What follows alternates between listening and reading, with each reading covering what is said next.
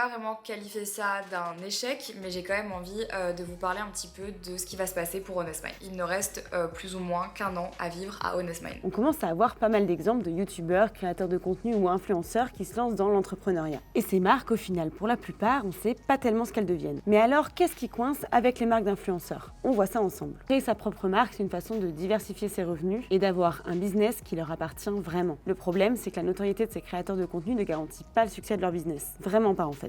En fait, leur fonction d'influenceur les sert autant qu'elle les dessert. Elle les sert parce qu'ils partent forcément avec un peu d'avance, avec une notoriété auprès d'une audience qu'ils ont déjà. Et mine de rien, ils doivent ensuite gérer deux sociétés en même temps.